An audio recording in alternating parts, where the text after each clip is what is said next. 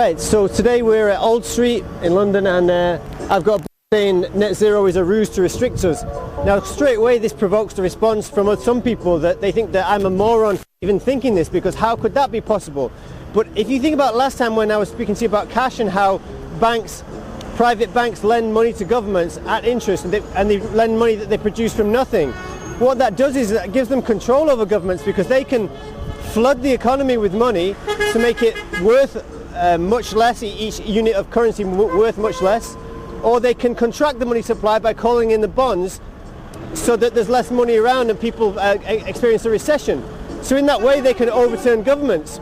Now if you don't know that that happens, then you don't know the extent to which private individuals have control over governments. And if they can print money for nothing and you don't know how long this has been going on, how do you know then that they've not also financially corrupted institutions of learning, institutions of media?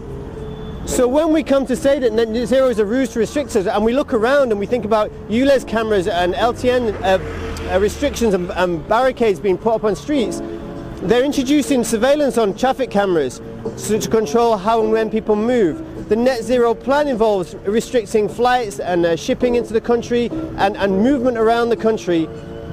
And also the cash controls, if they eliminate cash, then they can control how and when you spend your money, and taken together it's like a pincer movement that controls the individual. Now if what I'm saying is true about the extent of the control and you don't know, but that's something to look into. We're trying to reach out to people to let them know, because we feel at this level the people who call us morons have more in common with us than they do with the rich people, powerful people, so-called philanthropists who seem to spend their money on medications that don't work, that are in charge of pharmaceutical companies which give people baby powder that poisons them, that poison people in Africa, that do bogus trials. These corporate influences are people at the top of them, and they have less in common with you and me than we do with each other.